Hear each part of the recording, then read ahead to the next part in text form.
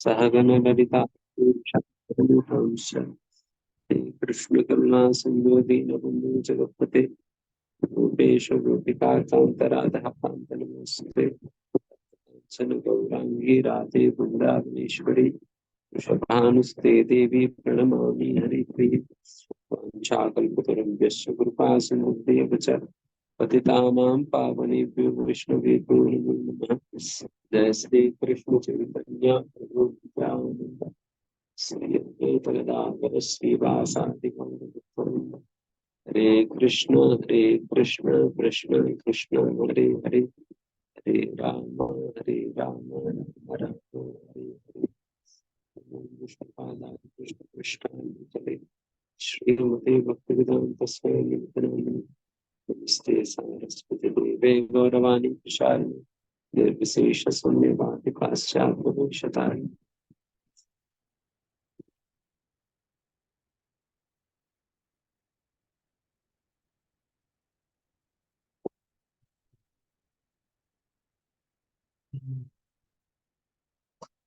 Yes Govind.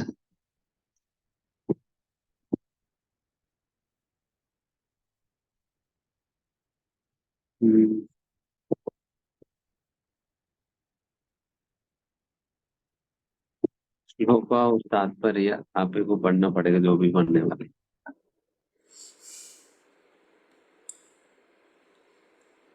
हरे कृष्ण प्रभु जी, दंडवत प्रणाम। प्रभु जी मेरी आवाज आ रही है? आ रहे बट कम आवाज आ रही। सभी कैसे आ रही है क्या? ठीक आ रही। हरे कृष्ण माता जी। माता जी आपकी आवाज थोड़ी सी कम आ रही है।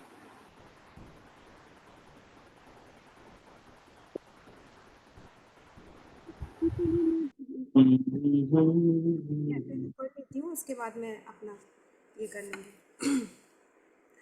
श्री श्रीशुकुवाच एवं एतत् निगदितं पृष्टवान् यद् भवान् मम नृणां यत् म्रियमाणानां मनुष्येषु मनीषिणाम्। श्रील सुखदेव गोस्वामी ने कहा, हे महाराज परीक्षित, आपने मुझसे मरणासन्न बुद्धिमान मनुष्य के कर्तव्य के विषय में जिस प्रकार जिज्ञासा की, उसी प्रकार मैंने आपको उत्तर दिया। तात्पर्य: सारे विश्व में मानव समाज में लाखों करोड़ों लोग हैं और वे प्राय सभी अल्पज्ञ हैं, क्योंकि उन्हें आत्मा के विषय में बहुत अल्प ज्ञान है।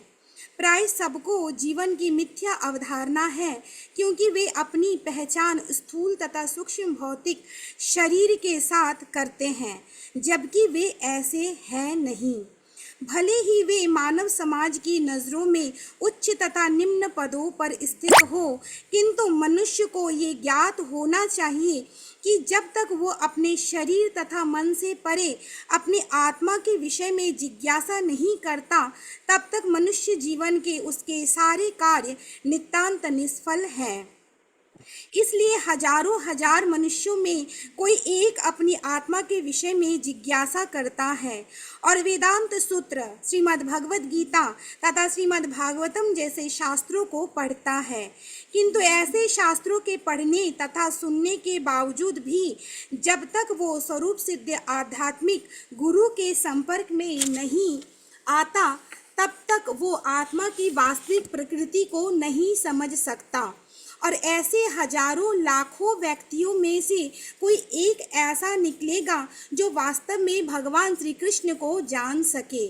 श्री चैतन्य चरितामृत मध्य लीला 20.122 से 123 में कहा गया है कि भगवान श्री कृष्ण ने अपनी अहेतु की कृपावश श्रील व्यासदेव का अवतार लेकर मानव समाज के बुद्धिमान वर्ग के पठन पाठन हेतु वैदिक साहित्य तैयार किया, क्योंकि ये वर्ग श्री भगवान से अपनी असली संबंध को प्राय पूरी तरह भूला हुआ है। ऐसे बुद्धिमान वर्ग भी श्री भगवान के साथ अपना संबंध भूल सकता है। अतः संपूर्ण भक्ति योग की प्रक्रिया भूले हुए संबंध को पुनः जागृत करने के लिए है। यह पुनर्जागरण केवल मनुष्य जीवन में संभव है, जो 84 लाख योनियों का चक्र पूरा होने पर ही मिलता है। बुद्धिमान वर्ग के मनुष्यों को इस अवसर का लाभ उठाना चाहिए। चूंकि सारे मनुष्य बुद्धिमान नहीं होते, अतएव मनुष्य जीवन की महत्ता सदैव ठीक से समझ में नहीं आता। यहाँ पर मनीषिणाम अर्थात बुद्धिमान का विशेष प्रयोग हुआ है। महाराज परीक्षित जैसे मनीषिणाम को भगवान श्री कृष्ण के चरण कमल ग्रहण करने चाहिए तथा श्री भगवान के पवित्र नाम तथा उनकी लीलाओं के श्रवण कीर्तन आदि में अपने आप को लगाना चाहिए, क्योंकि ये सभी हरि कथामृत है। यह सत्य मरणासन्न व्यक्ति के लिए विशेष रूप से संस्तुत है। हरे कृष्णा प्रभु जी, दंडवत प्रणाम।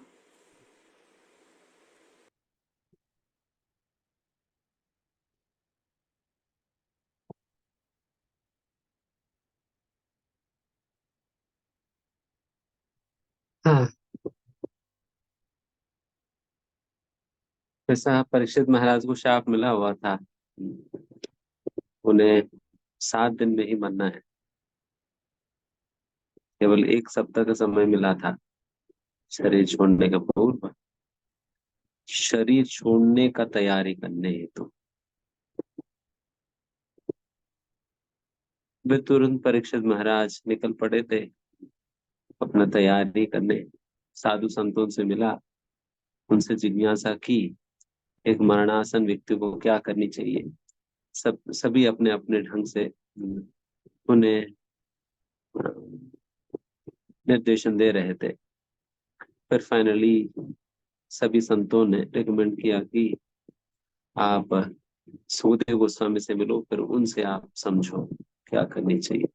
सुखदेव गोस्वामी से मिला तो फिर सुखदेव गोस्वामी परीक्षित महाराज की जो प्रश्न का उत्तर देने लगे।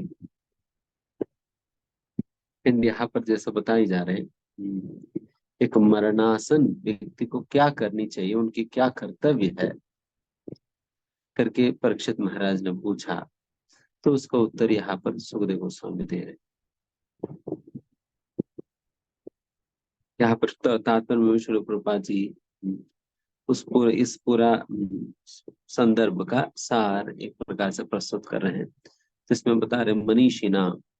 मनीषी मतलब ये मनुष्यों में श्रेष्ठ व्यक्ति को मनीषी कहा जाता है। मनुष्यों में श्रेष्ठ बुद्धिमान व्यक्तियों को मनीषी कहा जाता है। और ऐसा जो मनीषी है उनको क्या करनी चाहिए बता रहे हैं, वैसा मनीषियों को उनको भागवत कथा की श्रवण करनी चाहिए, कृष्ण कथा का श्रवण करनी चाहिए। तो अभी प्रश्न पूछा जाए, प्रभु जी फिर ये तो उन लोगों के लिए है जो मरणासन है, ये तो उन लोगों के लिए जो मरणासन, जो मरने वाले हैं उनके लिए, तो हम आजकल में तो थोड़े मरेंगे, ऐसा किसी को लग सकता है। एक प्रकार से कहा जाए हम सभी उसी मरणासन में ही हैं। हम सभी उस मरणासन पे ही है, क्योंकि हमारा मृत्यु निश्चित है कब होगा, बट हमें नहीं पता कब होगा। कोई मृत्यु से तो बच नहीं सकता, हम सभी को मरना तो है ही, सभी को मरना तो है। जब सभी को मरना ही है, देन फिर ये जो उपदेश जो सुखदेव गोस्वामी परीक्षित महाराज को दे रहे हैं, इन सभी लोगों के लिए लागू होता है। कोई चाहे कितना भी प्रयास करे मृत्यु से तो बच नहीं पाएगा। यहाँ तक भी एक घटना बताते हैं, कथा। एक बार व्यासदेव की नाना जी वो मरना नहीं चाह रहे थे, वो बिल्कुल मरना नहीं चाह रहे थे। बेचारे बूढ़े हो चुके थे, व्यासदेव की नाना जी मतलब बिल्कुल बूढ़े हो चुके थे। वो मरना नहीं चाह रहे थे, वो चाह रहे थे जिंदा रहे, मरने का बिल्कुल इच्छा नहीं है। लेकिन फिर कई साधु संतों से पूछा कि देखिए मुझे मरने की इच्छा तो नहीं, आप कुछ कर सकते हो क्या। देन कई लोगों ने कहा देखिए आपकी जो पोता कहते हैं,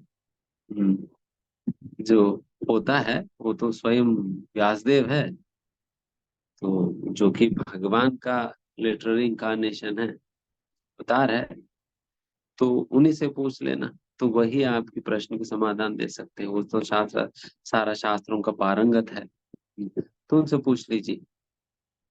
देन फिर नाना जी गए और व्यासदेव से पूछा कि देखिए बेटा हम एक बात है कि हम मरना नहीं चाहते, इच्छा ही नहीं है। हम्म, इच्छा नहीं हो तो मरने की। तो आप क्या कुछ कुछ उपाय है तुम्हारे पास मृत्यु से बचने का? देन फिर उनसे पूछने पे व्यासदेव ने कहा कि अरे तो ऐसा तो वैसा तो नॉर्मली तो संभव नहीं है, जो भी जन्म लिया है सभी को जातस्य ही ध्रुवो मृत्यु ध्रुवम जन्म मृतस्य च। जातस्य ही ध्रुवः मृत्यु, ध्रुवः मतलब कंफर्म है मृत्यु, मरना कंफर्म है, जिसने भी जन्म लिया उनको तो मरना है ही। तो इस प्रकार से अब मुझे भी मरना है और आपको भी तो मरना ही पड़ेगा समय आने पे।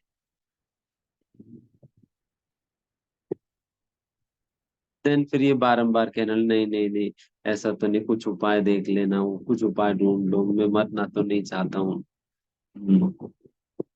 देन फिर भी आज है ना, ठीक कोई बात नहीं, सभी लोगों को मृत्यु लिखने वाला तो ब्रह्मा जी होते हैं, मैं आपको सीधा ब्रह्मा जी के पास ले चलता हूँ, ब्रह्मा जी कुछ उपाय है तो बता देंगे। तो ब्रह्मा जी के पास ले गए, तो फिर ब्रह्मा जी ने देखा, फिर ब्रह्मा जी ने पूछा अरे व्यास देव जी क्या बात है, आप आ गए यहाँ, क्या हुआ?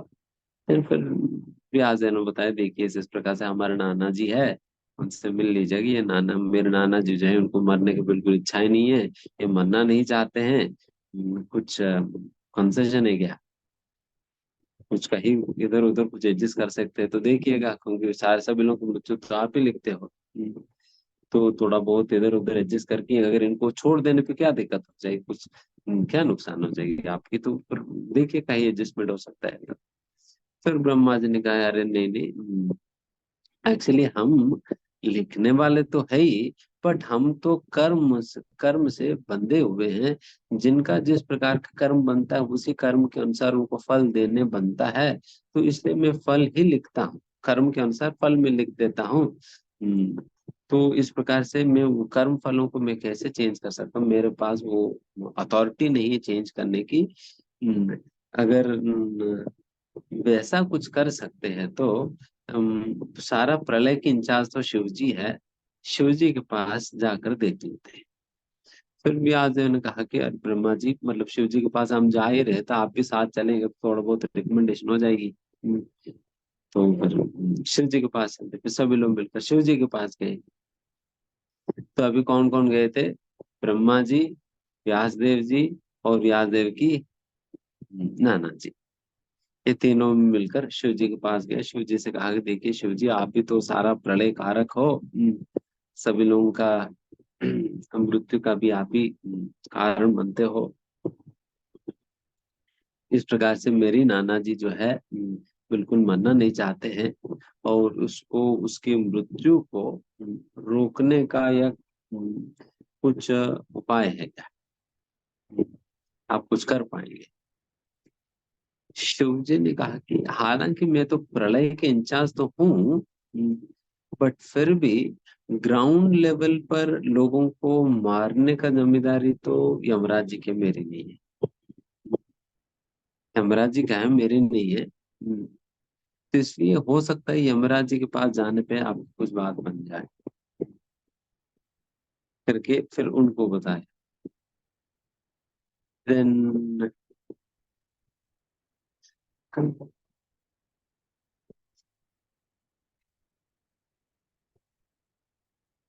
फिर उस प्रकार से यमराज जी को बता दिया। देन फिर यमराज जी जो है, यमराज तो भी है, फिर भी आज ने फिर शिव जी से कहा कि शिव जी, मतलब आप मतलब पूरा प्रलय के इंचार्ज हो, और आपकी बात यमराज जी सुन लेंगे, आप भी साथ चलना थोड़ा सा। देन फिर यमराज जी के पास व्यासदेव जी और व्यासदेव के नाना जी और ब्रह्मा जी और शिव जी चारों मिलकर गए। आप सभी लोग समझ में आ रहे? सुनाई दे रहा है ना ठीक से?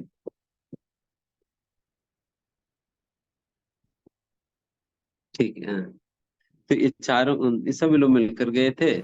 देन फिर वहां पर मिले थे अपन यमराज जी से। फिर यमराज से कहा कि देखिए इस प्रकार से हम सभी लोग इस प्रकार से आपके पास इकट्ठा आने की यही कारण है, व्यासदेव की नाना जी चाहते हैं कि ना मरे। हम्म, तो उनके लिए आपके द्वारा कुछ कंसेशन मिल सकते हैं क्या? हम्म, एक व्यक्ति को मारे बिना छोड़ देने पे क्या भूमि में भार वार तो नहीं बढ़ जाएगी? बस एक ही व्यक्ति तो है, छोड़ देना, कहीं इधर उधर घूमते रहेंगे क्या? देन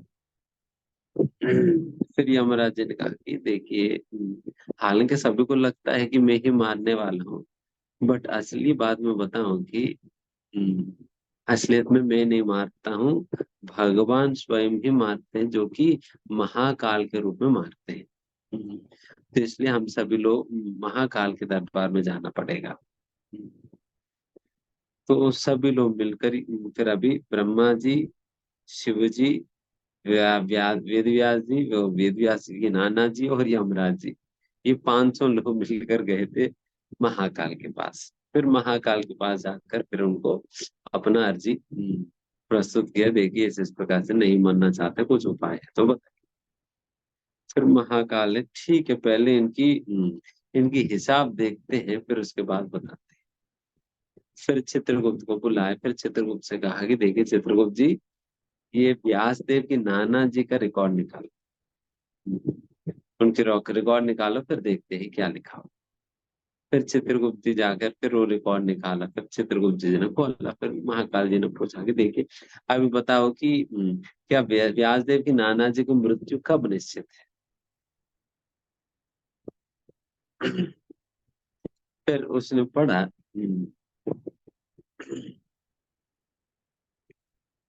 ये जो व्यासदेव की नाना जी का मृत्यु उसी क्षण होने वाली है, जब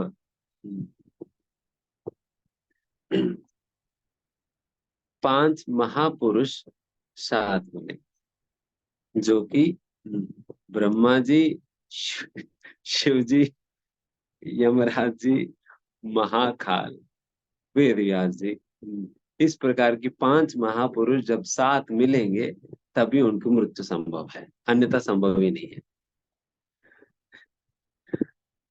तो नाना जी ने देखा कि 500 लोग खड़े हैं, 5 के 5 खड़े हैं, फिर उन्हें देखकर वही के वही टप गिरा और मारा।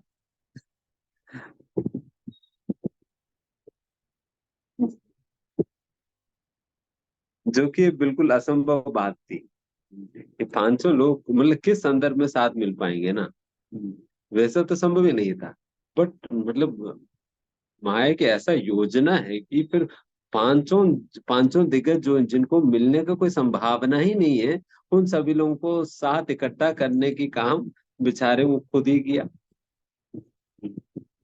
वो खुद ही किया, खुद करवा करके देन फिर सब लोग इकट्ठा किया, फिर उनके उपस्थिति में मर गया बस। तो इस प्रकार से चाहे कितना भी प्रयास करे, व्यक्ति बच नहीं सकता मृत्यु से। मृत्यु तो निश्चित है ही, तो हम सभी को मरना ही है।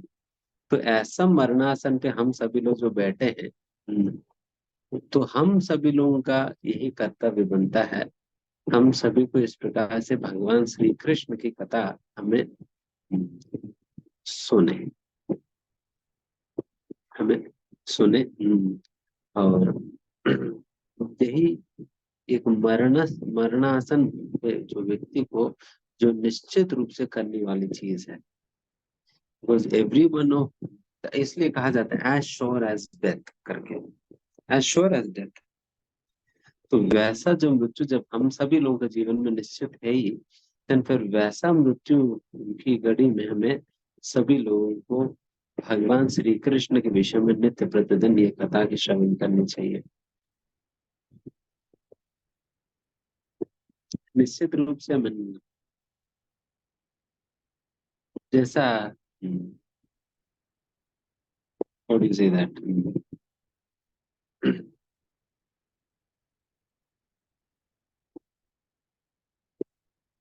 बचपन में हम लोग अपने घर पे अ, जब आंगन में सोते थे, घर में नहीं सोते थे।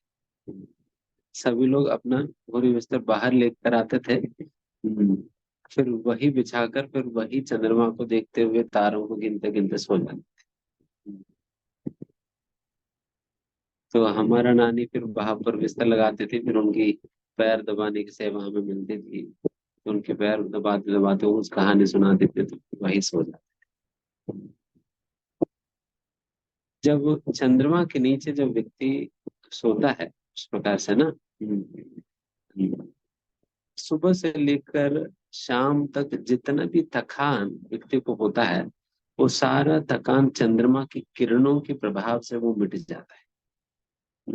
ऐसा शीतलता उस चंद्रमा की किरणों में होता है, तो वो सारा थकान मिट जाता है, खत्म हो जाता है। व्यक्ति भूल जाता है चंद्रमा की शांतिपूर्ण पीसफुल स्टेट को देखकर he forgets all of the troubles he must have undergone throughout the day। जो भी दिन भर के अंदर थकान जो कोई भी हो, सारा कुछ खत्म हो जाता है। उसी प्रकार सही में सुबह से लेकर रात तक मैं भी सोच रहा था कई बार, हम भी पूरा ऑलरेडी शारीरिक थकान तो नहीं होता है, बिकॉज आज के समय पर तो इतना कोई जो काम करने की जरूरत नहीं पड़ते इतने शरीर से थक जाने के लिए। बट व्यक्ति मेंटली टायर्ड हो जाता है, मेंटली टायर्ड, अरे बहुत हो गया करके, बहुत हो गया, टायर्ड हो जाता है। जब ऐसा टायरसम स्थिति में सही में कृष्ण कथा सुनने पे ना, it really like, it's like soothing rays of the moon, soothing rays of the moon, बहुत बहुत शीतलता मिलता है इस प्रकार से। मतलब मुझे कहने में भी या मुझे सुनने में भी इस प्रकार की शीतलता की अनुभूति होता है। वैसे तो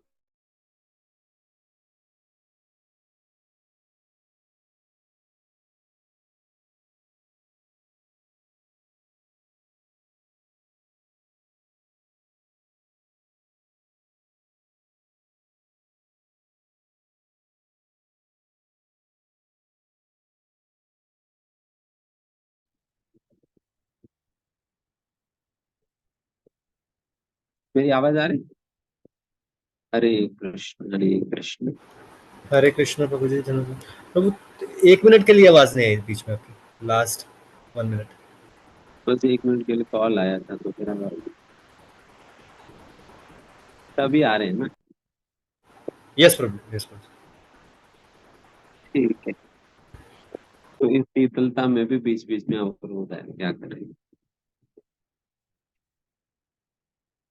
तो ऐसे एक भजन में गाया जाता है, निताय पद कमल कोटि चंद्र सुशीतल, जे छाया जगत जुड़ा। वहां पर एक भगवान से नित्यानंद प्रभु से प्रार्थना करते हैं, नित्यानंद प्रभु आपकी जो श्री चरण कमल है, निताय पद कमल कोटि चंद्र सुशीतल, करोड़ों करोड़ों चंद्रमा की शीतलता को प्रदान करने वाली है। मैं तो एक चंद्रमा की शीतलता के विषय में बता रहा था, बट वैसे ही अगर एक चंद्रमा की जगह अगर करोड़ों करोड़ों चंद्रमाओं की अगर शीतलता मिल जाए, देन फिर क्या होगा। तो यहाँ पर वही बताया जाए, जो व्यक्ति श्री नित्यानंद प्रभु की श्री चरण कमलों का आश्रय ग्रहण करता है, उनको वैसा करोड़ों करोड़ों चंद्रमा की शीतलता का अनुभूति होता है। इसलिए जे चाया जगत जुड़ाए, इसलिए हे नित्यानंद प्रभु आपके श्री चरणों के आश्रय लेने के लिए सारा जगत तरसती है। So, I mean, similarly, we should also anchor for such a divine shelter at the lotus feet of Nityanand प्रभु। नित्यानंद प्रभु की वैसा श्री चरण कमल के आश्रय हमें प्राप्त करनी चाहिए। And वैसा ही तो नित्यानंद प्रभु चैतन्य महाप्रभु के विषय में एक और भजन में इस प्रकार से कहते हैं,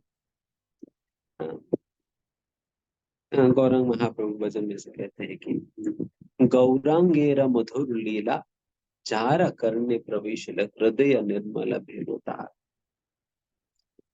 गौरांगेर मधुर लीला, श्री गौरांग महाप्रभु की मधुर लीलाओं का श्रवण जब व्यक्ति करता है और उनके कानों में ये जो भगवान की कथा जो प्रवेश करता है और उनके हृदय प्रांगण में जाकर उनके हृदय को हृदय निर्मल भेलोदार के हृदय को निर्मल बना देती है।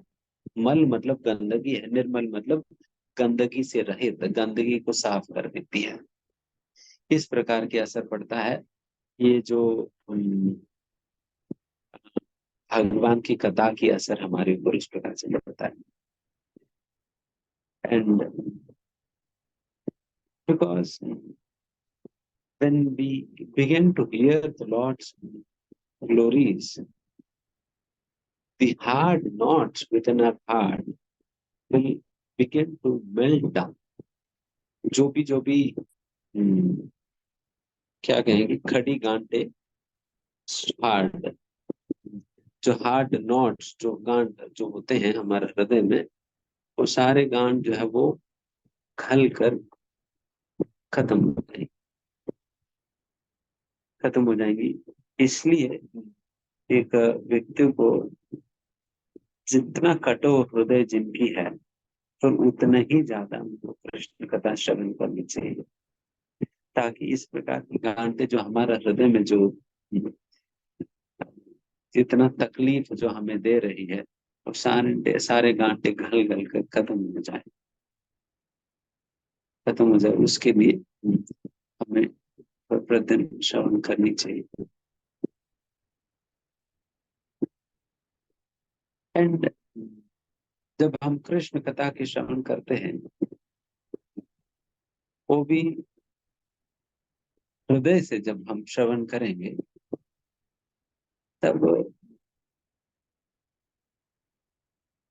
एटलीस्ट कुछ क्षणों के लिए क्यों ना हो हमारे मन में सही में कृष्ण बस जाते हैं, है ना। At least for those few moments, उतने कुछ क्षणों के लिए कृष्ण हमारे हृदय में बस जाते हैं। कम से कम उतने देर के लिए तो कृष्ण को धारण करने का सौभाग्य में प्राप्त हो जाएगी जब ध्यान पूर्वक अगर श्रवण करेंगे। इसलिए जब हम श्रवण करते भी हैं हमें हृदय खोल कर श्रवण करनी चाहिए, हृदय खोल कर श्रवण करनी चाहिए। Wherein, because hearing about the Lord is like inviting the Lord to reside within our heart. जैसे भक्त एक भजन में प्रार्थना करते हैं ना, हाँ, भक्त भगवान प्रार्थना करते हैं कि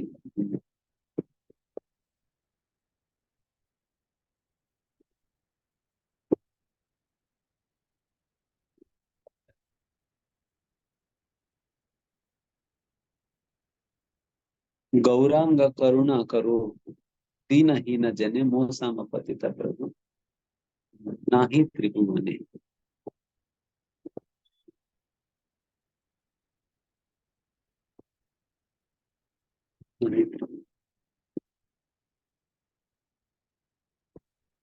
उसके बाद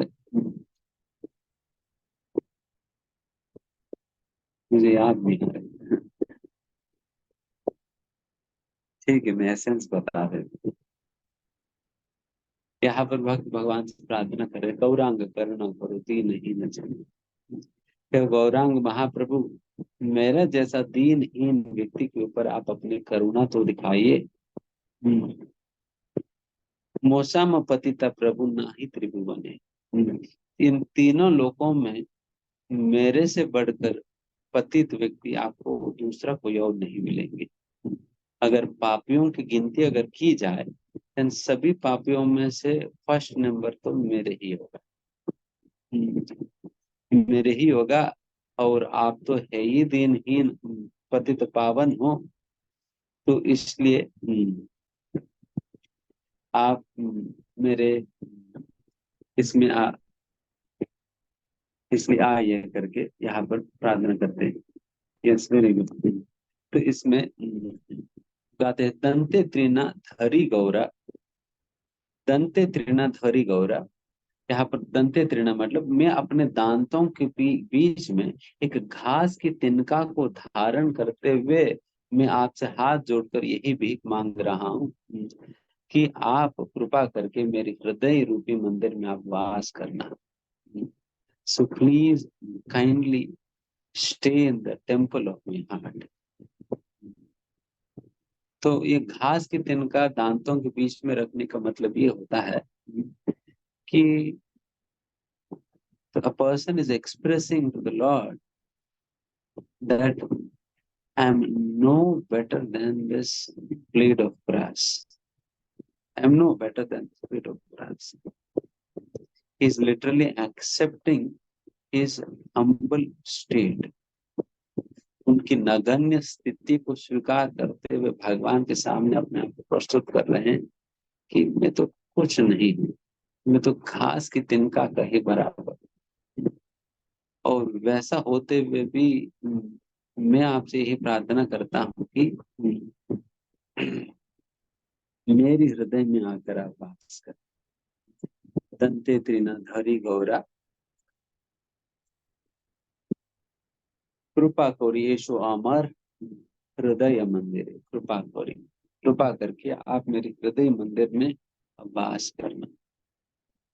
So with this kind of a prayer one should hear and chant. जब करते वक्त भी भगवान से ये प्रार्थना हमें करनी चाहिए और ऐसा श्रवण करते वक्त भी भगवान से इस प्रार्थना पूर्वक rather एक प्रकार से कहा जाए, prayer should be an integral part of every activity that we perform throughout the day. Prayer should be an integral part. हम हर कार्य इस प्रकार से प्रार्थना सहित करनी चाहिए।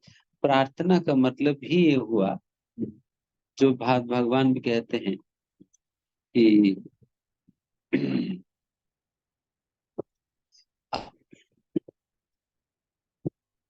भगवान कहते हैं अहम सर्वस्य प्रभो मत्तः सर्वं प्रवर्तते इति मत्वा भजन्ते मां बुधा भाव समन्विता। भाव समन्विता, भाव के साथ भगवान की सेवा करनी है, भाव के साथ भगवान की सेवा करनी चाहिए। तो ये व्हाट इज दिस भाव क्या है? भावे हृदय भावे हृदय भवने भावयेयं भवन्तम्, भावे भावे हृदय भवने। तो इस प्रकार से व्हाट इज दिस भाव? This bhav is nothing but the mode that we express through our prayers. हम अपना प्रार्थनाओं के माध्यम से जो भगवान से जो बातें कहते हैं और भगवान की बातें जो हम सुनते हैं, तो यही भाव है। इसलिए हर कार्य जब भाव के सहित जब हम करते हैं तब then it gives great relishment to the Lord and we also relish it to a great extent. हमें भी बहुत आनंद आता है और भगवान को भी सही में आनंद दे पाते हैं जब इस प्रकार से भावपूर्ण ढंग से हम कृष्ण कथा का श्रवण हो, कृष्ण नाम की जप हो या कृष्ण सेवा हो, कृष्ण की पुस्तकों का अध्ययन हो, तो ये सारा कुछ उस प्रकार से करे तो पसंद। तो इसलिए यहाँ पर सुखदेव गोस्वामी परीक्षित महाराज को रिकमेंड कर रहे कि एक मरणस्थ व्यक्ति को, मरणासन व्यक्ति को इस प्रकार से कृष्ण कथा का ही श्रवण करनी चाहिए। कृष्ण कथा के श्रवण। So this is kind of, ये कृष्ण कथा के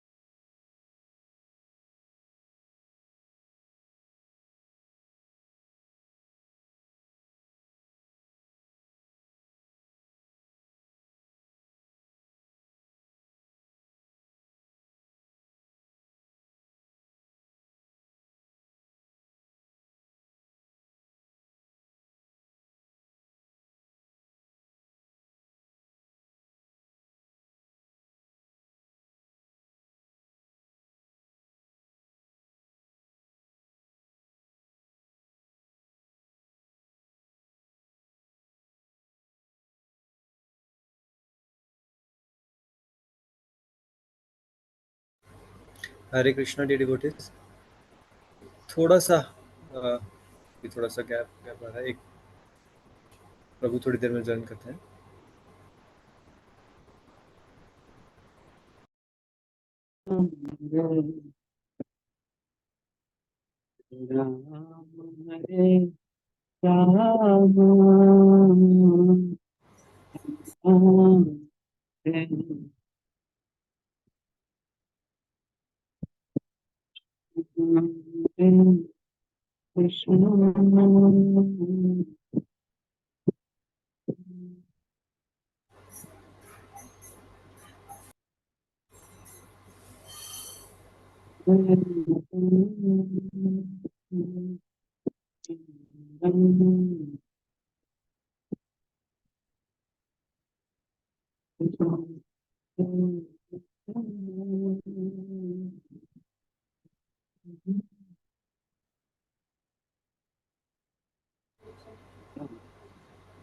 हरे कृष्णा प्रभु जी, जन्म करो।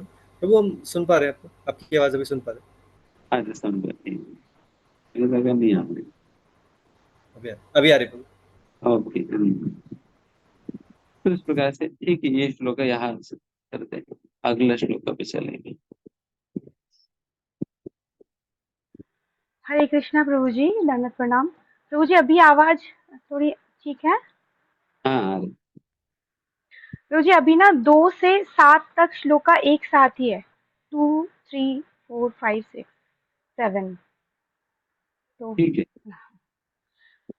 ब्रह्मवर्चसकामः तु यजेत् ब्रह्मणपतिम् इन्द्रम् इन्द्रियकामः तु प्रजाकामः प्रजापतिम् देवीं मायां तोषिकामः तेजकामः विभावसुम् वसुकामः वसुन् रुद्रान् वीर्यकामः अथ वीर्यवान् अन्न अद्य कामः तु अदितिं स्वर्गकाम अदिति ते सुतान् विश्वान् देवान् राज्यकामः साध्यान् संसाधकः विशाम् आयुकामः अश्विनो देवो पुष्टिकामः इलां यजेत् प्रतिष्ठः कामः पुरुष रोदसी लोकमातरो रूप अभिकामः रूप रूप अभिकामः गर्धवान् स्त्रीकामः अप्सर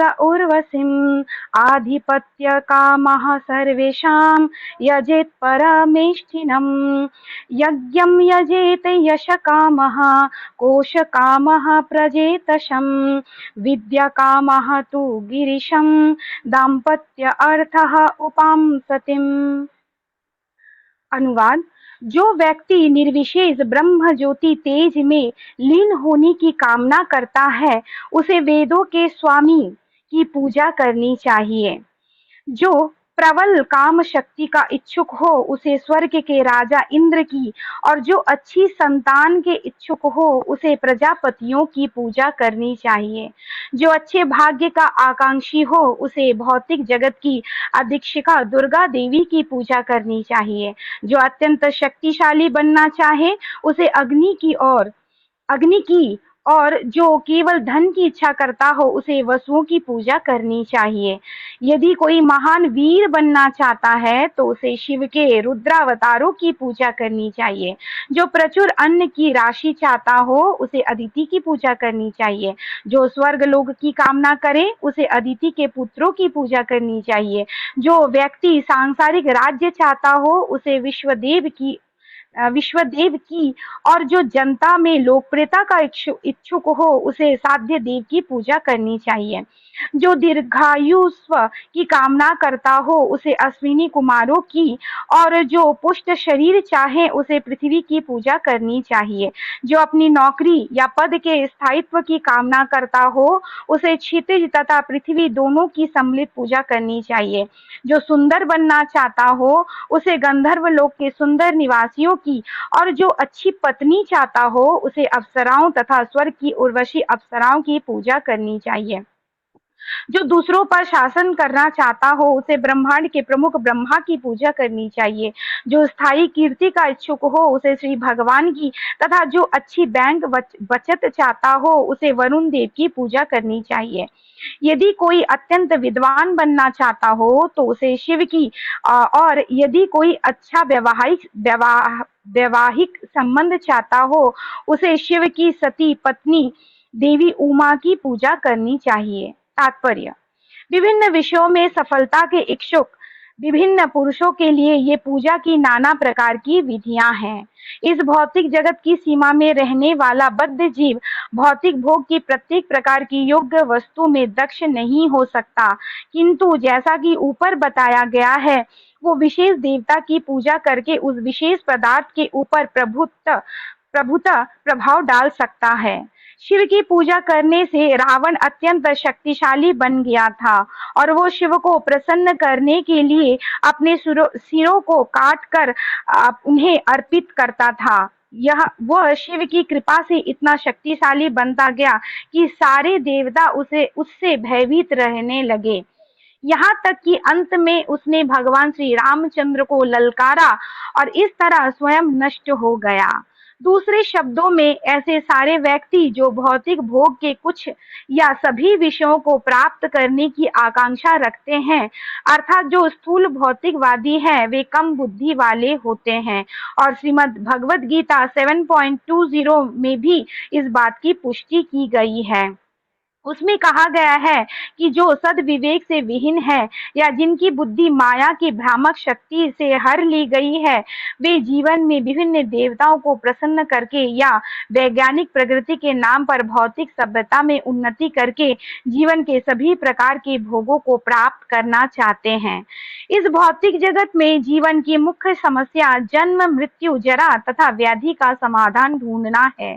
कोई अपने जन्म अधिकार को बदलना नहीं चाहता, कोई मरना नहीं चाहता, कोई वृद्ध या अशक्त नहीं होना चाहता, और कोई रोगग्रस्त नहीं होना नहीं चाहता। किंतु ये समस्याएं न तो किसी देवता के अनुग्रह से हल हो पाती है, न तथाकथित भौतिक विज्ञान की उन्नति से। श्रीमद् भगवद गीता तथा श्रीमद् भागवतम में ऐसे अल्पज्ञ व्यक्तियों का वर्णन सभी प्रकार के सद्विचारों से विहीन व्यक्तियों के रूप में किया गया है। श्रील सुखदेव गोस्वामी ने बताया है कि जीवों की 84 लाख योनियों में से मनुष्य जीवन अत्यंत दुर्लभ एवं मूल्यवान है, और ऐसे दुर्लभ मनुष्यों में से वे लोग और भी अधिक दुर्लभ है जो भौतिक समस्याओं के प्रति सचेष्ट हो। इनमें से ऐसे लोग अत्यंत दुर्लभ है जो श्रीमद् भागवतम के महत्व से अवगत हो, जिसमें श्री भगवान तथा उनके शुद्ध भक्तों की लीलाएं मिलती हैं, कथाएं मिलती हैं। मनुष्य सबके लिए अपरिहार्य है, चाहे वो बुद्धिमान हो या मूर्ख। लेकिन श्रील सुखदेव गोस्वामी ने महाराज परीक्षित को मनीषी कहकर संबोधित किया है, जिसका अर्थ ये है कि वे अत्यधिक विकसित मन वाले पुरुष थे, क्योंकि उन्होंने मृत्यु निकट आने पर सारे भौतिक भोग छोड़ दिए थे और श्रील सुखदेव गोस्वामी जैसे योग्य व्यक्ति से श्री भगवान की कथाएं सुन करके उनके चरण कमलों में आत्मसमर्पण कर दिया था। लेकिन प्रयत्नशील पुरुषों द्वारा भौतिक भोग के लिए की जाने वाली आकांक्षाओं की भर्त्सना की गई है। ऐसी आकांक्षाएं पतित मानव समाज के लिए नशे के समान है। बुद्धिमान मनुष्यों को चाहिए कि वे इन आकांक्षाओं से बचें और इसके बदले भगवत धाम वापस जाकर स्थायी जीवन को ढूंढने का प्रयत्न करें। हरे कृष्णा प्रभु जी, दंडवत प्रणाम। ओके, ठीक है। देन फिर श्लोका में आप सभी लोगों को सीक्रेट पता चल गया किस चीज के लिए किनके पास जाना है। सुंदर पत्नी चाहिए तो कहाँ जाए, बड़े पंडित बनना है तो कहाँ जाना होगा, और सुंदर बनना है तो क्या करना होगा, और राजा बनना है तो क्या करना होगा। तो ये सारी बातें तो इस श्लोक हमें बताई जा रहे हैं। बट जैसा श्री प्रभुपाद जी स्थान में उदाहरण दे रहे थे रावण का, जो कि इसी प्रकार से अपने महत्वाकांक्षाओं को उन्होंने अ, पूर्ण किया, महत्वाकांक्षाओं को उन्होंने पूर्ण किया इसी तरीके से। बट अल्टीमेटली उनकी क्या गति रहा है तो हम सभी जानते हैं। तो ठीक है, आप इस प्रकार से आप अपने महत्वाकांक्षाओं को पूरा तो कर लेंगे, बट अल्टीमेटली वही चीज आपकी मृत्यु का कारण बन सकती है, जैसा कि रावण का मृत्यु का कारण बन गई। और जितने सारे पद और जितने सारे शक्ति रावण रावण प्राप्त करते गए, उतने अहंकार और घमंड उनके अंदर बढ़ता गई, और वो फाइनली भगवान के प्रति उन्होंने अपराध की।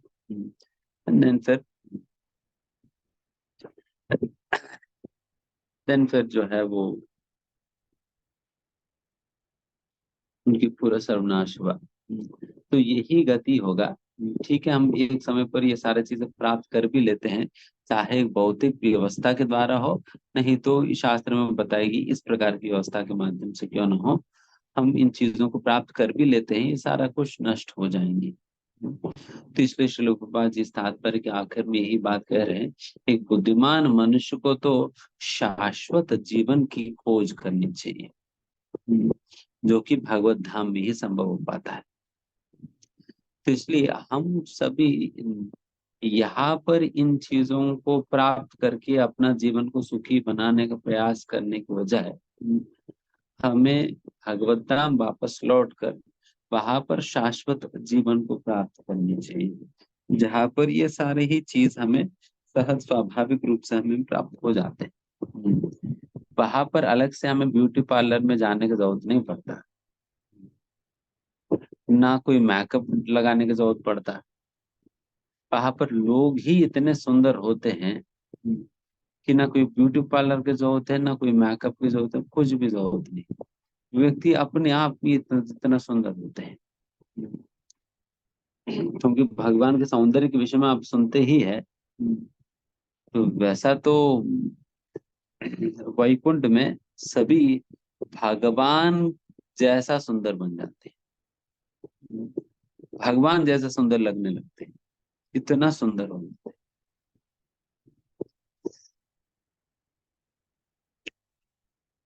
तो उस प्रकार की सौंदर्य इत्यादि और ज्ञान की क्या कहा जाए, सुंदरता की क्या बात कहा जाए, तो ये सारा कुछ ये अपने आप सहज ही हमें सारा कुछ चीजें मिल जाएंगी, अगर भगवत धाम में शाश्वत जीवन को अगर हम प्राप्त कर ले तो इसलिए श्रील प्रभुपाद जी इस तात्पर्य में इस निष्कर्ष के रूप में यही कुछ समझा रहे कि आप यहाँ पर इन चीजों को प्राप्त करने का प्रयास मत करो, आप शाश्वत जीवन को प्राप्त करो, ये सारी चीजें तो अपने आप ही मिल जाएंगी, अपने आप ही मिल जाएंगी। बिकॉज यहाँ पर चाहे इन चीजों को कितना प्राप्त करने का प्रयास करे भी, ये पूर्ण रूप से तो हमें नहीं मिल पाएंगे, पूर्ण रूप से नहीं मिल पाएंगे। देखिए, मतलब जैसे यहाँ पर बताया जा रहा है सुंदर बनना है तो फिर गंधर्व लोग की सुंदर लोगों की पूजा करनी चाहिए।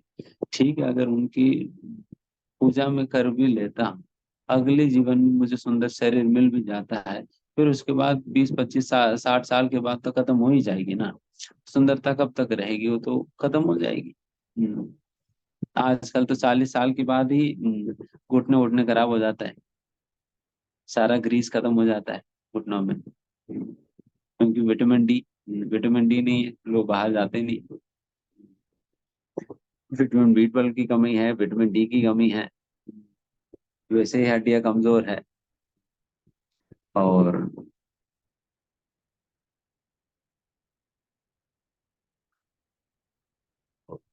लोग बहुत जल्दी बूढ़े बूढ़े हो जा रहे हैं आजकल, बहुत जल्दी बीमार पड़ जा रहे हैं। जैसा आज ही मैं कुछ दिन पहले डॉक्टर से मिला था, वो बता रहे थे प्रभु जी, 40 साल के बाद व्यक्ति का शरीर जवाब देने लगती है,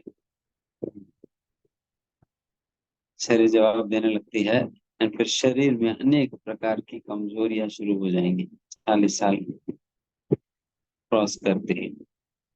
तो इस प्रकार की बिल्कुल बेकार शरीर है ये। तो इसलिए प्रभुपाद जी कहा करते थे, one should make best use of the bad bargain. Prabhupada ji कहा करते best use of the bad bargain. Definitely ये शरीर तो बैड बार्गेन है ही, बट बैड बार्गेन होते हुए भी हम इसकी बेस्ट से बेस्ट फायदा हम ले सकते हैं अगर इस शरीर को कृष्ण की सेवा में लगाते हैं। बैड बार्गेन को हिंदी में क्या कहेंगे?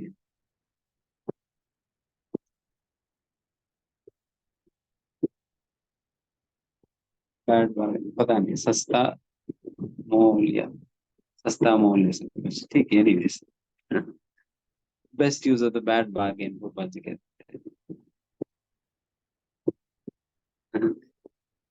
तो कई बार लगता है कि ये तो अच्छी विचित्र बात है कि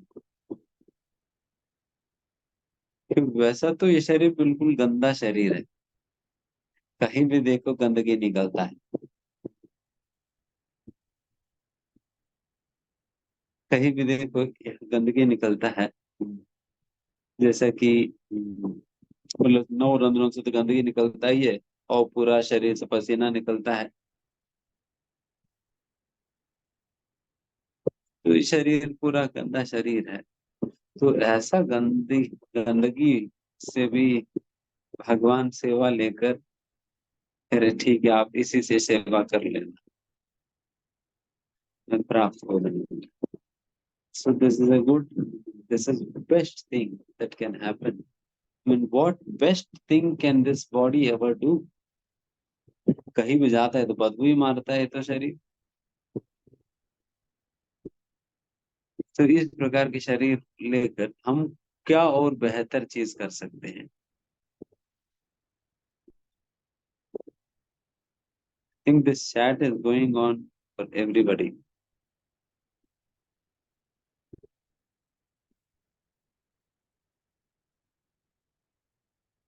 हाँ, क्या विचार बताए? हम्म, हाँ, इस शरीर से हम भगवान को प्राप्त कर सकते। That is why Prabhupada ji कह रहे थे best use of the bad bargain. ठीक है, जो भी मिला है तो मिला तो है ही, इसकी बेस्ट यूज तो कर ही सकते कृष्ण की सेवा में।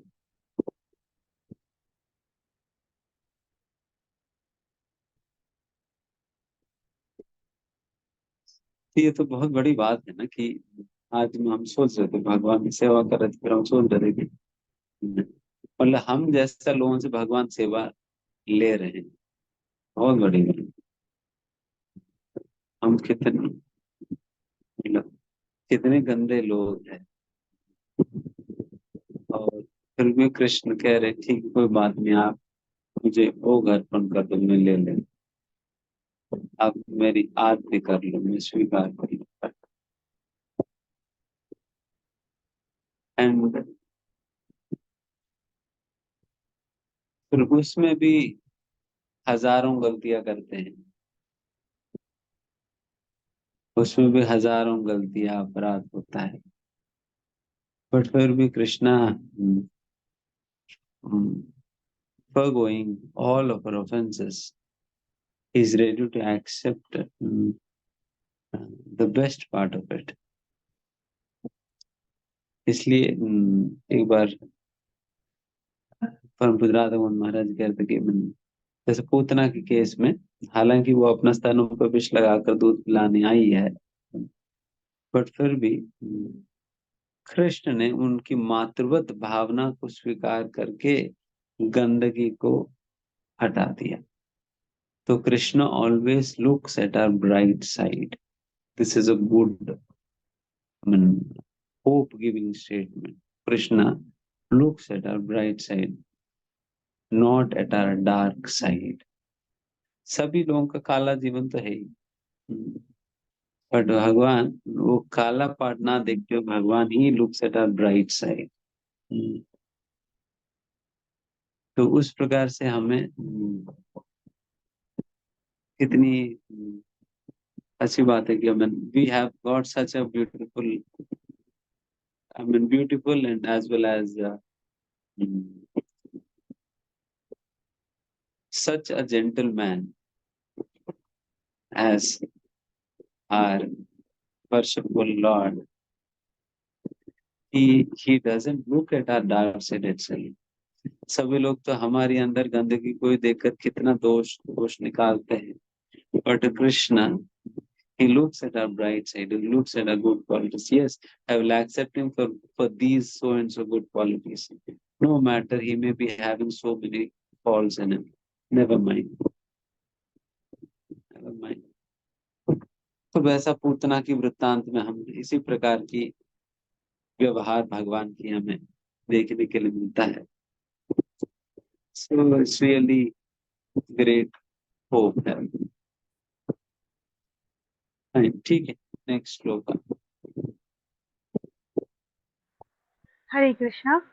धर्म अर्थ उत्तम श्लोकम तंतु तन्वन् पितॄन् यजेत रक्षा कामः पुण्य जनान ओजः कामा मरुद्गणान।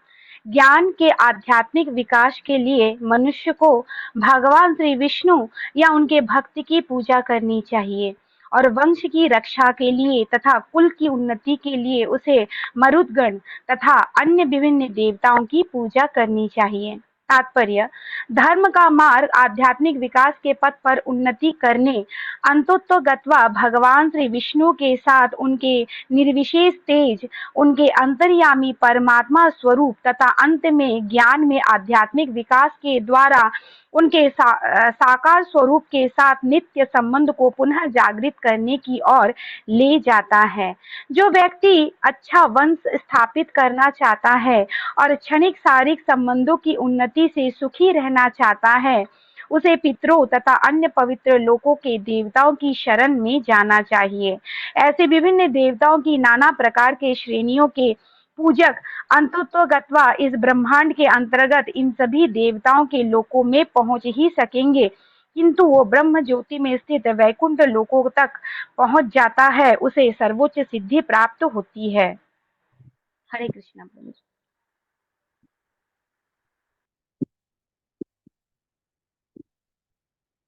इसके अनुवाद दोबारा पढ़ेंगे, अनुवाद।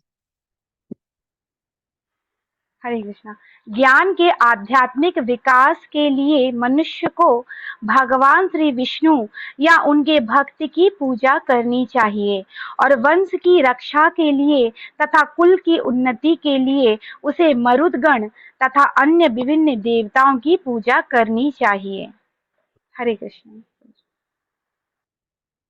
जैसे यहाँ पर बताए जा रहे हैं कि अगर आध्यात्मिक पद्धति पे उन्नति के लिए तो भगवान भगवान और भगवान के भक्तों के सिवा और कोई आश्रय नहीं है। अल्टीमेटली आध्यात्मिक उन्नति के लिए तो उन्हीं के पास ही जाना पड़ेगा, भगवान के पास ही। बाकी अन्य चीजों के लिए तो बाकी लोग हमें मदद कर सकते हैं, बट आध्यात्मिक उन्नति के लिए तो कोई और कुछ नहीं कर पाएगा। उसके लिए तो भगवान या भगवान के भक्तों के पास ही जाना पड़ेगा, वही हमें आध्यात्मिक पद में उन्नत कर सकते हैं, अन्यथा कोई और नहीं। एंड इट इज लाइक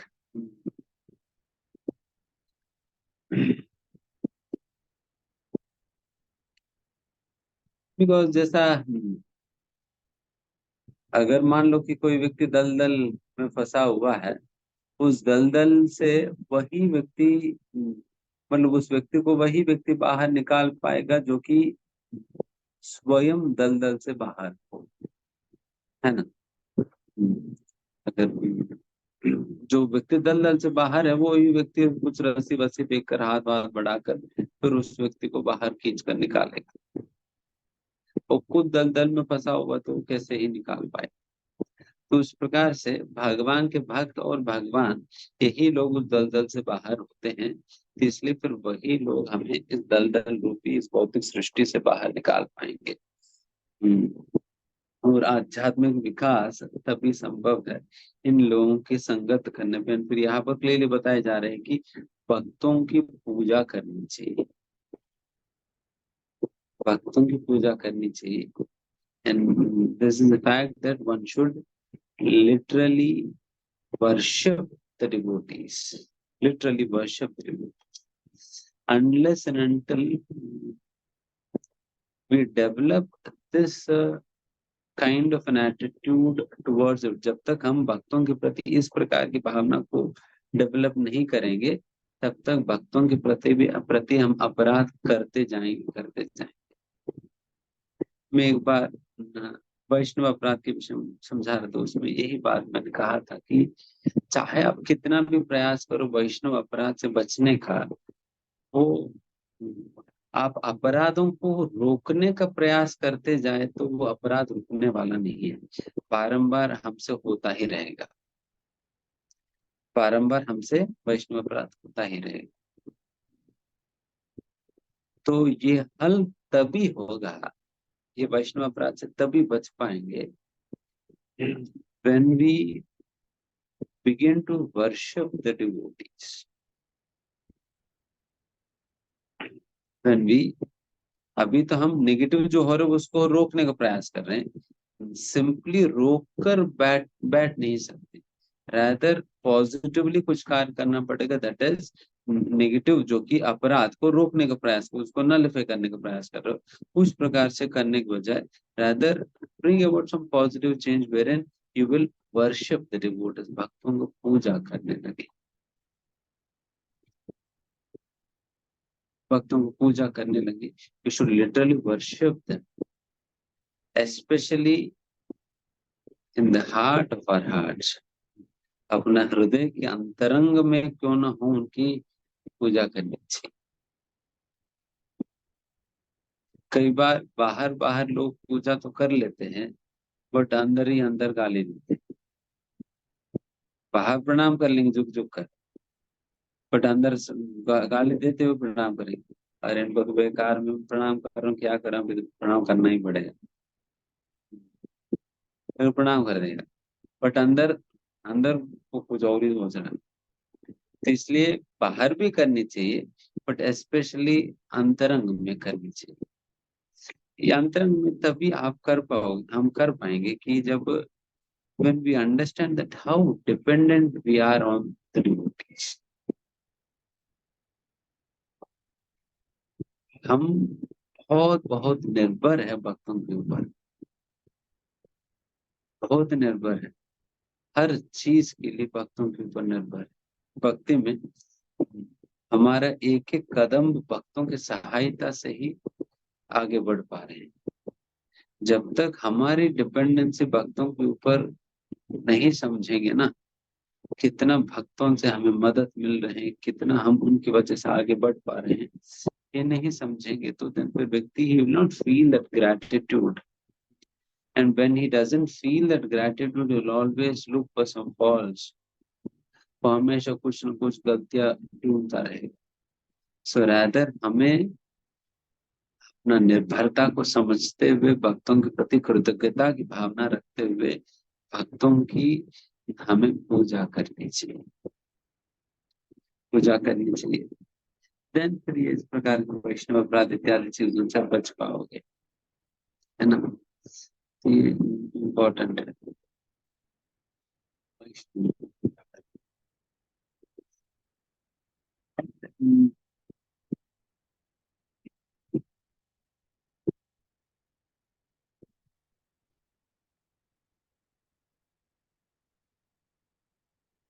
कई बार मुझे लगता है कि हम कितना कृतज्ञ हो जाते हैं, how ungrateful we at times become, कितना अनग्रेटफुल या कृतज्ञ हम हो जाते हैं कि उन्हीं भक्तों में दोष ढूंढने लगते हैं, उन्हीं भक्तों को निंदा करने लगते हैं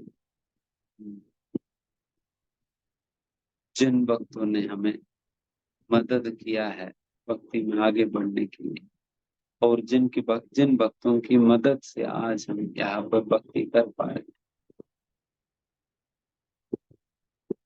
तो this is really greatly ungrateful attitude.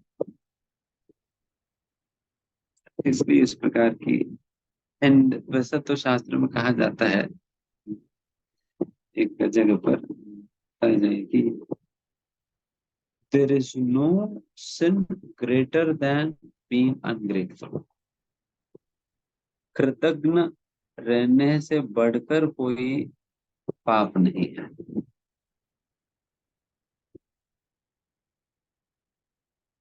उससे बढ़कर कोई पाप नहीं, मतलब आप सोचना, I mean, if it holds true in normal dealings, then what to say about spirituality? अगर आध्यात्मिकता में जो हमें मदद कर रहे हैं, तो I mean, we should, that is why when a person contemplates on this, he will tend to surrender his life at the lotus feet, at the feet of those who are being the medium of his growth in Krishna consciousness. तो इस प्रकार से जो हमें बहुत ही कृतज्ञ रहना चाहिए भक्तों के प्रति। कृतज्ञता रहेगा तो देन ऑटोमेटिकली आपके अंदर ये जो अपराध भावना है वो खत्म हो जाएगी। एंड आप कह सकते ठीक है प्रभु जी, हम फिर जो जिनकी वजह से हम भक्ति में हैं, या जिन जिन जो लोग हमें मदद कर रहे हैं उनके प्रति तो ठीक है कृतज्ञता है, और फिर उनके प्रति तो हम अपराध नहीं करेंगे। बट बाकी लोगों की दर्जा उड़ा देते हैं, तो उनकी क्या करें।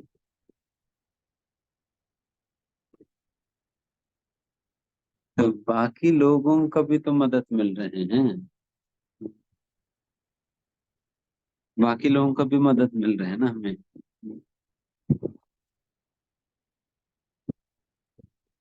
हर समय ही हमें मदद मिलता है, हर किसी से किसी न किसी रूप में हम हर किसी भक्त के ऊपर निर्भर ही है। तो with that understanding one should be grateful to the devotees. भक्तों के प्रति हमेशा कृतज्ञ रहने चाहिए।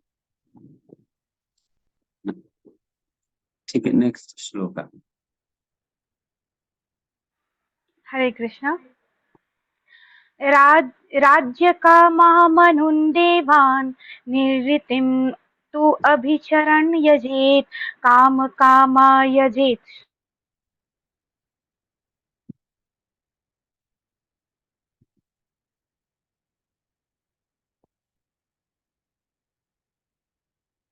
माता जी आपकी ब्रेक हो गया। दुख हो उसे असुरों की, और जो इंद्रिय तृप्ति चाहता हो उसे चंद्रमा की पूजा करनी चाहिए।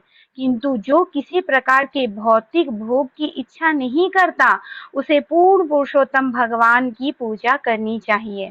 तात्पर्य: मुक्त आत्मा के लिए ऊपर गिनाए गए सारे भोग पूरी तरह से अर्थहीन हैं।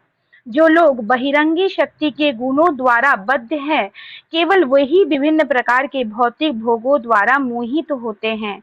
दूसरे शब्दों में, अध्यात्मवादी जो भौतिक भोग को पूरा करने की कोई इच्छा नहीं होती, जबकि भौतिकवादी समस्त प्रकार की एक सेकंड दूसरे शब्दों में, अध्यात्मवादी को भौतिक भोग को पूरा करने की कोई इच्छा नहीं होती, जबकि भौतिकवादी समस्त प्रकार की इच्छाओं से युक्त रहता है।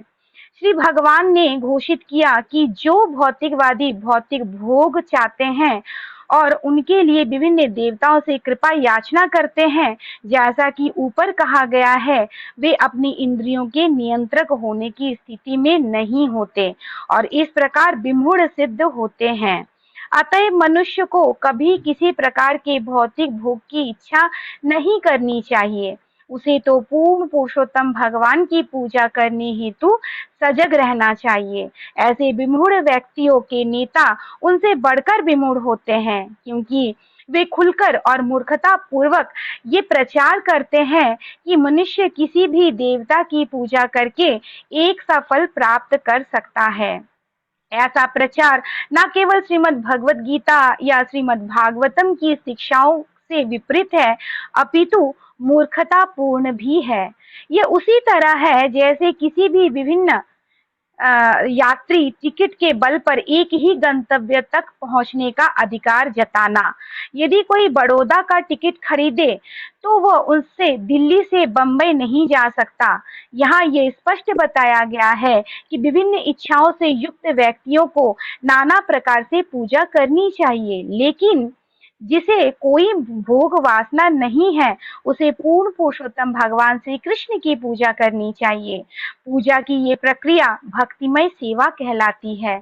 शुद्ध शुद्ध भक्ति का अर्थ होता है किसी भी प्रकार की भौतिक इच्छा के बिना, अर्थात सकाम कर्म तथा अनुभववादी तर्क वितर्क की इच्छा से रहित होकर श्री भगवान की सेवा करना। भौतिक इच्छाओं की पूर्ति हेतु मनुष्य चाहे तो परमेश्वर की पूजा कर सकता है, किंतु ऐसी पूजा से प्राप्त होने वाला फल भिन्न होता है, जिसकी व्याख्या अगले श्लोक में की जाएगी। सामान्यतः श्री भगवान किसी भी भौतिक भोग की कामनाओं को पूरा नहीं करते, किंतु वे अपने पूजकों को ऐसा वरदान देते हैं जिससे अंत में वे भौतिक भोग की इच्छा न करने के बिंदु पर पहुंच जाते हैं। निष्कर्ष ये है कि मनुष्य को भौतिक भोग की इच्छाएं कम कर देनी चाहिए और इसके लिए उसे पूर्ण पुरुषोत्तम भगवान की पूजा करनी चाहिए, जिन्हें यहाँ परम या किसी भी भौतिक वस्तु के परे कहा गया है। श्रीपाद शंकराचार्य ने भी कहा है, नारायणः परो अव्यक्तात्, परमेश्वर भौतिक चक्र से परे हैं। हरे कृष्णा।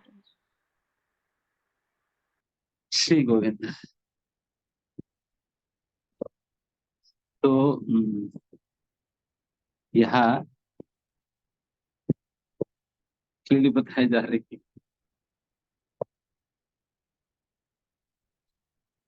अच्छा से पूरा लिस्ट दे दिया गया है कि मतलब इस कामना की पूर्ति करना है तो इनके पास जाओ, इनकी पूजा करो, इस ये चाहे तो इनके पास जाओ, और फाइनली बता रहा है अगर कोई इच्छा नहीं है तो तब कृष्ण की पूजा करो। कोई इच्छा ना हो तो तब कृष्ण की पूजा करना, पुरुषोत्तम की। अन्य अभिलाषिता सौम्य, कोई अभिलाषा नहीं है, इन कृष्ण की पूजा करें। फिर हम लोग क्या करें? हमारे अंदर तो और भी कई सारी इच्छाएं तो है, तो फिर हम ना करें। तो इसके विषय में भागवत में कहते हैं, अकाम सर्व कामो व मोक्ष काम दारति तीव्र योग भक्ति योगिन यजंती पुरुषम परम, यजंती पुरुषा।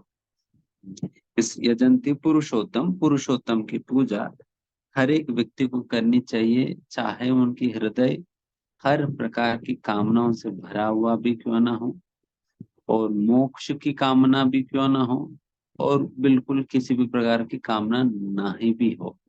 तीनों परिस्थितियों में कामनाओं से भरा हुआ है, मोक्ष की कामना है और निष्काम है। तीनों परिस्थितियों में उनको भगवान का भक्ति ही करनी चाहिए। अगर कामनाओं के साथ भगवान की पूजा करने पे क्या मिलेगा, प्रभुपाद जी क्या बता रहे हैं? प्रभुपाद जी बता रहे हैं कि भगवान आपकी कामनाएं पूरा नहीं करते, तो फिर क्या फायदा, फिर पूजा क्यों करे फिर? ठीक है, अगर कामना के साथ पूजा इसलिए व्यक्ति करता था पूरा हो जाए, तो यहाँ प्रभुपाद जी तो मना कर दे, पूरा तो नहीं होगा।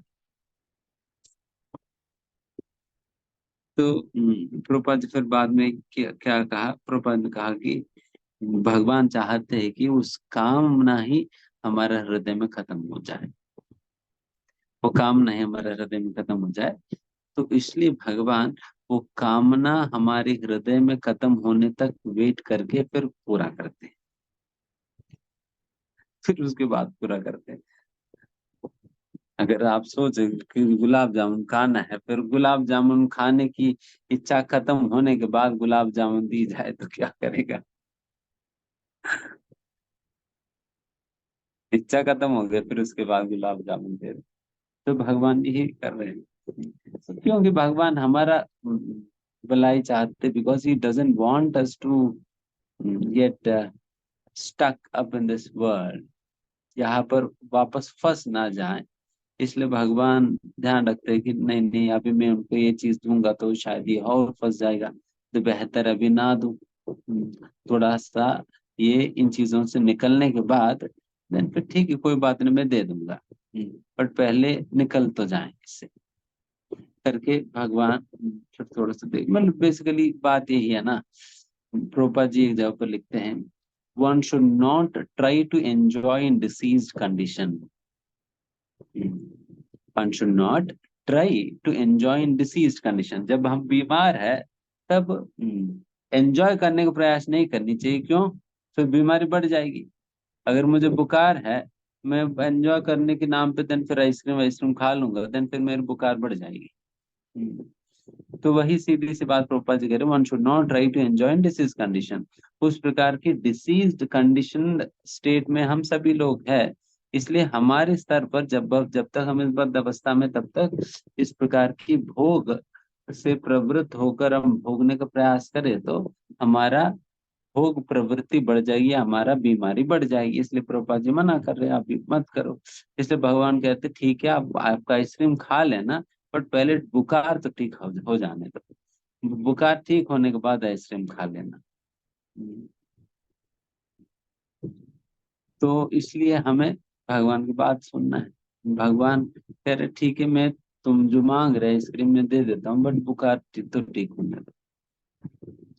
तो वही भगवान के कहना है इसमें। तो तो हम सभी अच्छे बच्चे हैं, है ना? नहीं, अच्छे बच्चे नहीं, सब मूर्ख बच्चे हैं। तो सभी अच्छे बच्चे बनकर भगवान की बात मानना चाहिए। जब पिताजी ने मना किया तो मना किया, नहीं लेना मतलब नहीं लेना। तो फिर बाद में भगवान खुद ही भेजेंगे ना, भगवान खुद ही आइसक्रीम पार्लर हमारे नाम पे बुक करेंगे। ठीक है बेटा, अभी तुम्हारा बुखार ठीक हो गया, अभी आइसक्रीम पार्लर में बैठ जाओ, रात भर खाना जितना मर्जी खा सकते हो खा लो।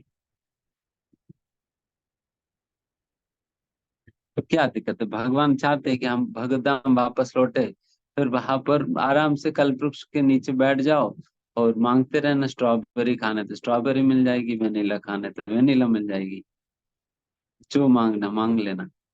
तब तो भरपूर मात्रा में आपको फैमिली पैक भी मिल जाएगी, फोन वाला भी मिल जाएगी, सब कुछ मिल जाएगी। ना पैसा कमाने की जरूरत पड़ेगी कुछ। तो उस प्रकार से भगवान वैसा व्यवस्था हमें देना चाहते हैं। तो इसलिए बेहतर यहाँ पर रहने की वजह भगवतधाम वापस लौट जाना चाहिए।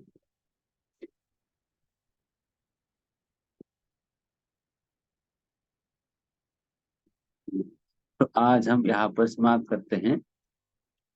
किसी का कोई प्रश्न है? कोई तो प्रश्न ले सकते हैं।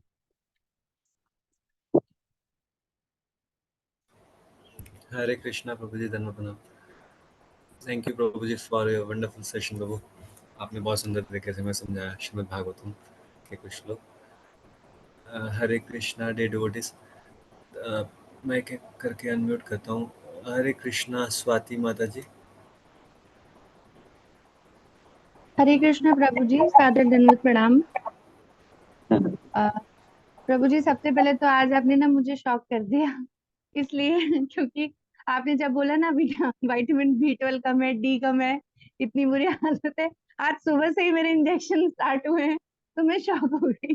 प्रभु जी को सारी चीजें पता रहती है। तो मैं सच में शॉक हो गई कि अरे प्रभु जी ने बोल भी दिया और आज सुबह स्टार्ट हुआ। एनीवेज प्रभु जी, मेरा एक प्रश्न ये था थोड़ा सा, कि जैसे प्रभु जी ये कहा जाता है कि भगवान कृष्ण की जब हम लोग भक्ति करते हैं, हम लोग उन पूजा तब करते हैं जब हमारी कोई इच्छा नहीं रहती। लेकिन प्रभु जी कई बार ऐसा होता है कि हम भगवान के लिए भी कुछ करना चाहते हैं। अब जैसे एग्जाम्पल के तौर पे प्रभु जी जन्माष्टमी ही लिया जाए, साल में एक बार ही आता है, और मतलब हमारी बहुत सारी इच्छाएं होती हैं, इवन मंदिर में भी करने की और अपने घर पे भी करने की, कि और अच्छा किया जाए। हम कुछ प्लान करते हैं कि नहीं, इस बार जन्माष्टमी में हम भगवान जी को ये करेंगे, कुछ ऐसा करेंगे, एंड मान लीजिए वो चीज किसी वजह से, किसी कंस्ट्रेंट की वजह से नहीं पूरी हो पाती, तो प्रभु जी बहुत कष्ट होता है, बहुत दुख होता है कि मतलब नहीं कर पा रहे हैं। तो क्या प्रभु जी भगवान की सेवा में भी हमें अपनी इच्छाएं सीमित रखनी चाहिए?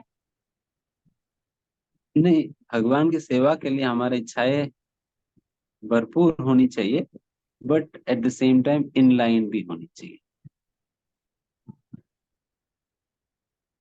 इन लाइन होनी चाहिए एंड भरपूर होनी चाहिए, बट एट टाइम्स वो भरपूर होते हैं, इन लाइन नहीं होता।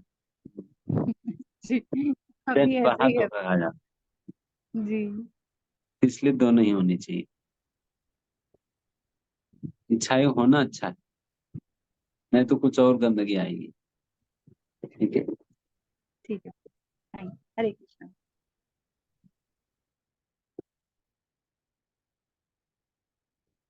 Yes.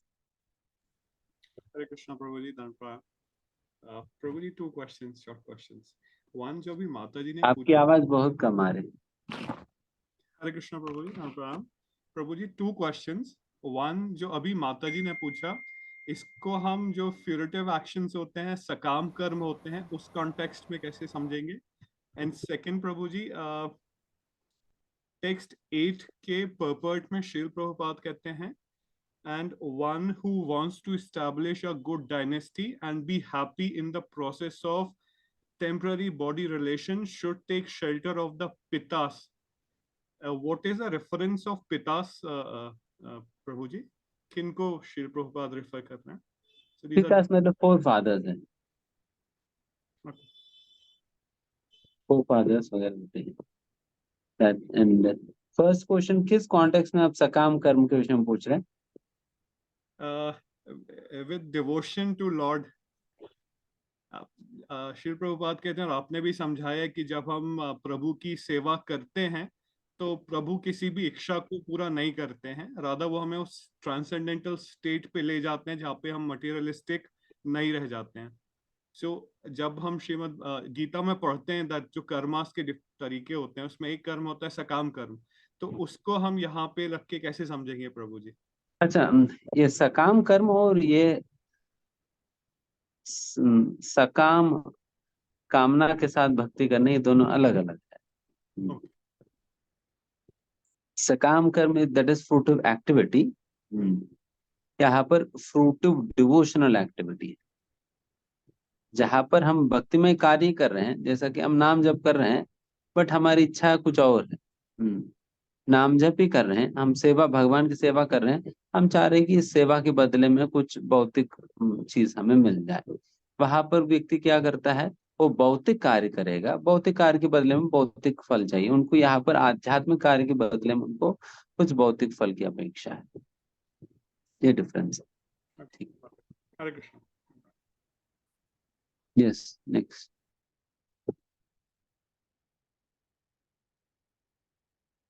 Next question. Hare Krishna Suchita माता जी। हरे कृष्णा प्रभु जी, धन्यवाद, प्रणाम प्रभु जी। मेरे दो क्वेश्चन है प्रभु जी। एक तो कि अभी जन्माष्टमी के लिए जैसे भक्ति भिक्षा के भी कुछ डिवोटीज हैं, या जैसे कुछ भी फ्रेंड्स वगैरह हैं जिनको हम थोड़ा हेल्प कर पाए कनेक्ट करने में, मतलब माध्यम ही, तो प्रभु जी उनमें कंट्रीब्यूशन के लिए कैसे एक्सप्लेन करें कि जन्माष्टमी कंट्रीब्यूशन करना, चाहे वो स्मॉल अमाउंट ही हो, कि वो सेवा कितनी इम्पोर्टेंट है। और एक क्वेश्चन ये प्रभु जी की, जैसे पहले हम जब मैं पहले 2 साल पहले कनेक्टेड नहीं थी आप लोगों से, तो जैसे हम लड्डू गोपाल जी के घर पे तो उनका रात को पूरा अभिषेक और 56 भोग वगैरह सब करते थे। बट अब जन्माष्टमी की सेवाओं में रहेंगे तो प्रभु जी ऐसे में क्या करना चाहिए? गोपाल जी को फिर विश्राम करा के आना चाहिए? Okay, yes, definitely Gopal ji के लिए जो आप अपने घरों में तो लोग इतना भव्य रूप से नहीं कर पाएंगे, बिकॉज जो प्रभुपाद जी ने जो हमें आंदोलन दिया हुआ है दैट इज प्रीचिंग ओरिएंटेड है। परोपकाराय शरीरम, परोपकार को दृष्टि में रखते हुए, सो इन दैट केस हम गोपाल जी को एक सिंपल जो भी बेस्ट हम कर सकते हैं वो करके, बट डेफिनेटली थोड़ा बहुत भोग वोग लगाकर फिर उसके बाद अगर आप नॉर्मली आप सुला सकते हो फिर अगले दिन सुबह आप उठाकर एंड कभी और आप भगवान की जन्म दिवस के उपलक्ष्य में कभी और कुछ अच्छा मनाइए। एक बार हमारा जो जन्माष्टमी फेस्टिवल सारा खत्म होने के बाद में भी छठी मना लेना, नहीं तो कोई और डे आप मना लेना, ताकि वो प्रथा भी आप रखेंगे। अच्छा, भगवान के जन्मदिन मनाना, भगवान के जन्मदिन एक ही दिन क्यों है, इसलिए गुरु महाराज कहते जन्माष्टमी सीजन है, तो पूरा जन्माष्टमी तो चलते रहना चाहिए हर दिन ऐसा। एंड डोनेशन मांगना, डेफिनेटली लोगों को यही समझाना होगा, देखिए कृष्ण ना कि मेरा है, कृष्ण आपका भी तो है, और आपका परिवार के सदस्य का जन्मदिन है, तो इसलिए हम सभी लोग मिलकर मना रहे। तो उसके लिए जिस प्रकार से आप अपने बच्चों की बर्थडे मनाने के लिए आप पैसा खर्च करते हो, उसी प्रकार से कृष्ण हम सभी लोगों के परिवार के ही है, तो उनकी जन्मदिन मनाने के लिए भी आप लोग हमें सहायता दीजिए, हम सभी लोग मिलकर मनाते हैं। रादर इंक्लूसिवली अगर बात करें तो लोग थोड़ा ज्यादा मोटिवेट हो सकते हैं देने के लिए। तो उस प्रकार से अगर इंक्लूसिवली बात करें, उनका परिवार का सदस्य है और फिर आप अपना परिवार के सदस्य की जन्मदिन जैसे मनाते हो उसी प्रकार से मनाने के लिए आप आगे आइए, करके आप समझाइए।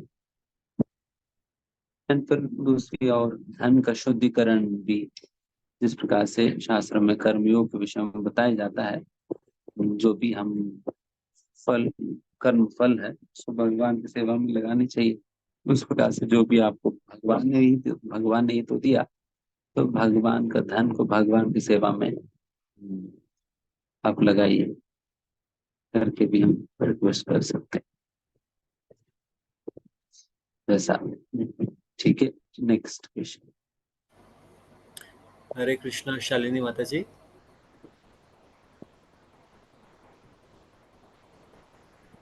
हरे कृष्णा प्रभु जी, दंडवत प्रणाम। प्रभु जी, क्वेश्चन है कि जो अभी बलराम जयंती गई है, तो पूर्णिमा के दिन, तो हम लोग पूर्णिमा को ही क्यों बनाते हैं? और वैसे हमारे ब्रज में, मैं ब्रजवासी हूँ और हमारे ब्रज में है ना, बलदेव जी जो होते हैं वो छठ पे ही होती है, भाद्रपद की छठ पे मनाई जाती है वहाँ ब्रज में। और तो वहाँ पे जो लोग हैं वो क्वेश्चन करते हैं कि आपके इस्कॉन में पूर्णमासी को ही क्यों मनाया जाता है रक्षाबंधन वाले दिन? तो इसका क्वेश्चन पूछना था प्रभु।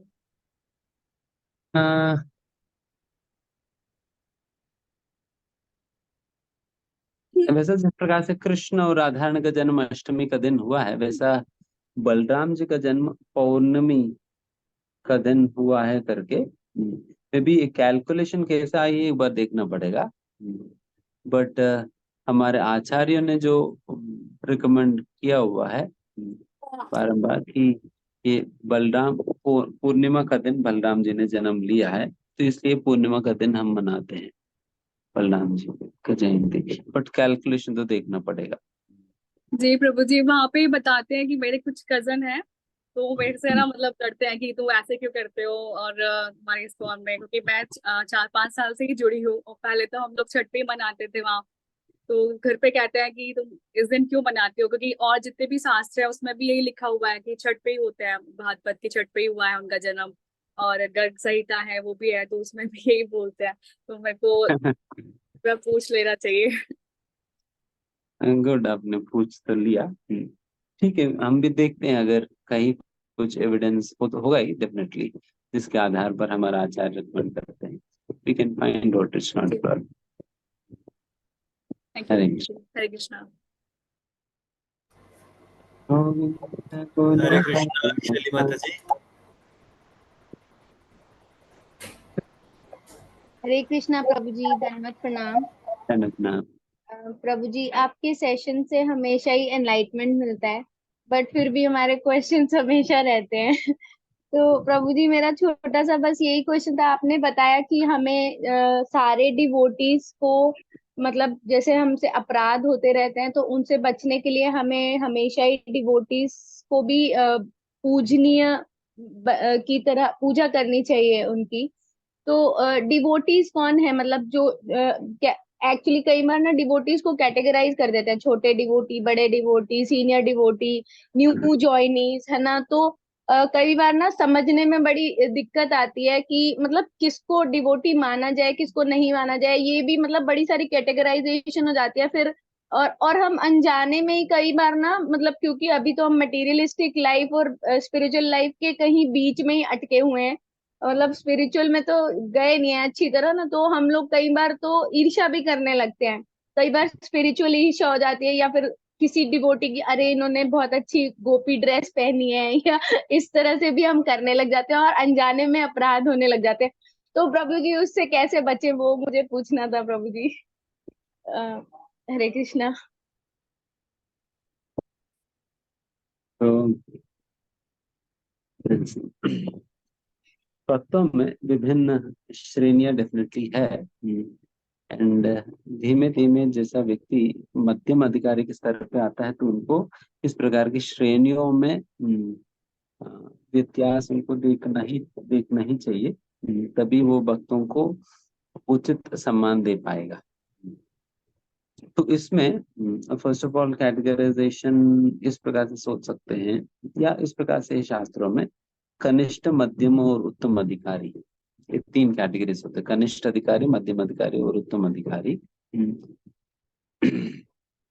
कनिष्ठ अधिकारी मतलब वे लोग हैं जो कि अभी अभी भक्ति शुरू किया है और उनको केवल श्री विग्रह पे ही श्रद्धा है, श्री विग्रह ही भगवान है करके मानते हैं, और बाकी भक्तों को कुछ भाव नहीं देते हैं, तो इसलिए उनको भक्तों के साथ व्यवहार करना वगैरह पता नहीं होता। एक कनिष्ठ अधिकारी के टाइप के लोग होते हैं। एंड मध्यम अधिकारी मतलब वे लोग हैं जो कि भगवान को भी मानते हैं एंड भक्तों को भी मानते हैं। भगवान को भी मानते हैं और भक्तों को भी मानते हैं। और उत्तम अधिकारी वो है जो कि भगवान से तो प्रेम करते ही है, और बाकी सभी लोग उनके अलावा सभी को ही भक्त मानते हैं। चाहे कर्मी व्यक्ति को, उनको भी मतलब उनको लगता है कि ये भी भक्त है। सभी भक्त ये लगता है उनको, सभी मेरे से बेहतर है, सभी लोग, उनको ऐसा लगता है। ये उत्तम अधिकारी है। तो कनिष्ठ अधिकारी को हम सम्मान देनी चाहिए, और मध्यम अधिकारी को सम्मान देनी चाहिए, उनको भी सम्मान देनी चाहिए, और उनका संग हम करते हैं। एंड उत्तम अधिकारी का सम्मान देनी चाहिए, संग लेनी चाहिए, एंड सेवा करनी चाहिए, उनकी सेवा करनी चाहिए। तो इस प्रकार से एंड सम्मान देना भी सेवा ही है। सेवा बेसिकली संग जो है हम मध्यम और उत्तम अधिकारी का करें, कनिष्ठ अधिकारी का नहीं। मध्यम और उत्तम अधिकारी का संग करें। कनिष्ठ अधिकारी को सम्मान दिया जाए, और किसी भी तौर पर सेवा करने का है तो सेवा भी कर सकते हो। तो इस प्रकार से इन 3 श्रेणियों में डिफरेंस हमें पहचानते हुए इस प्रकार से व्यवहार करनी चाहिए। डेफिनेटली डिवोटी का डेफिनेशन शुरुआत में कंफ्यूजन होता है, बट ये जो मैंने अंडरस्टैंडिंग बताई सिंपलिस्टली, तो उसके अनुसार आप देखिएगा। ओके, 4 प्रश्न है। हरे कृष्ण प्रभु। प्रभु और ले सकते हैं प्रश्न कैसे? 9 बज गया, ये तो यहाँ समाप्त करते थे, नेक्स्ट टाइम ले लेंगे। ठीक है, ठीक है। हरे कृष्ण प्रभु जी। आपने प्रभु बहुत सुंदर तरीके से हमें आज श्रीमद् भागवतम के श्लोक बताए प्रभु। तो हम सभी डिवोटीज, हरे कृष्णा डिवोटीज, हम सभी प्रभु जी का एक बारी धन्यवाद करते हैं हरे कृष्ण महामंत्र के साथ। Hare Krishna Krishna Krishna Hare Hare, Hare Ram Ram Ram Hare Hare. Thank you Prabhu ji for giving us association. तो हम क्विकली थोड़ा सा रिकैप कर लेते हैं जो हमने प्रभु जी से आज समझा, सीखा, सुना, है ना।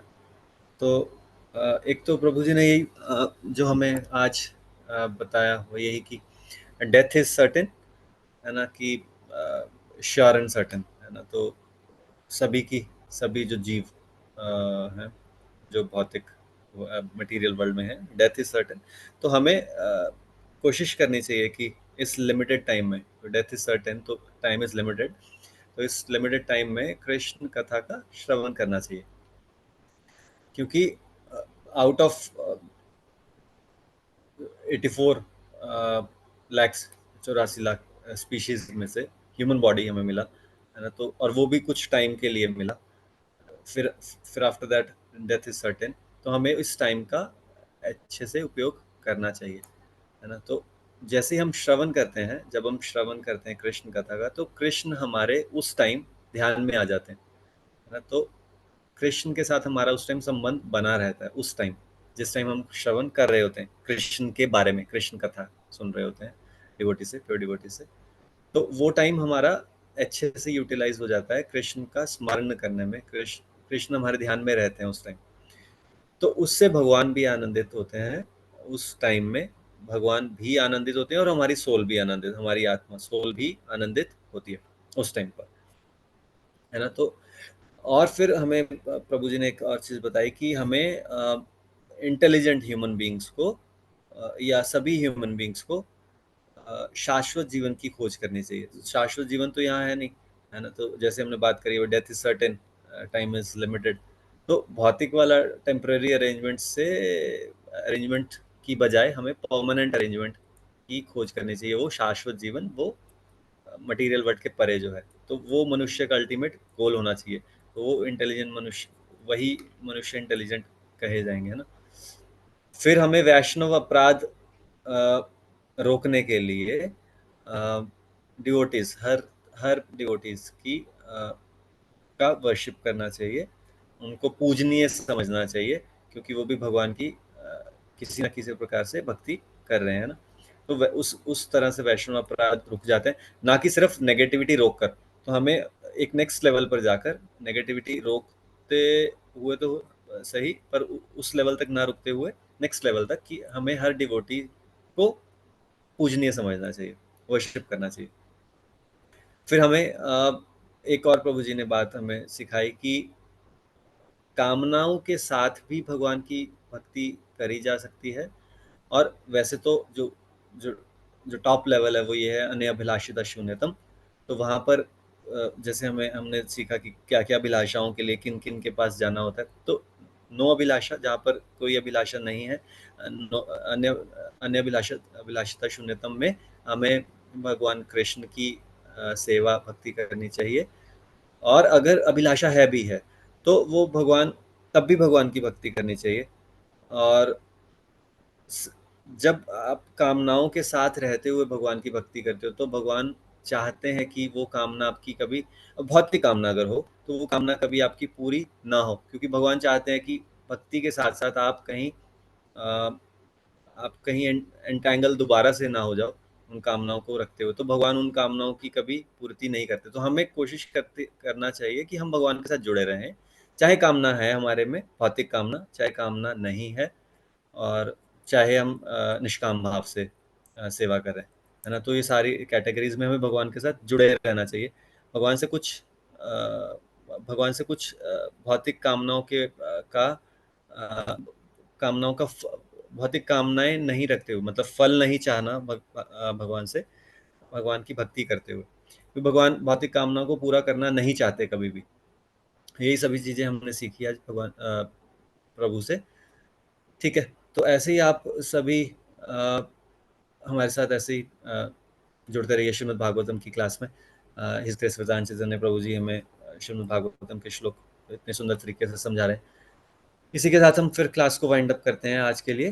वांछा कल्पतरुक्ष कृपा सिंधुभ्येव च पतितानां पावनेभ्यो वैष्णवेभ्यो नमो नमः। अनंत कोटि वैष्णव वृंद की जय। श्रील प्रभुपाद की जय। निताई गौर प्रेमानंदे। हरि हरि बोल। Hare Krishna devotees, thank you for joining. Hare Krishna.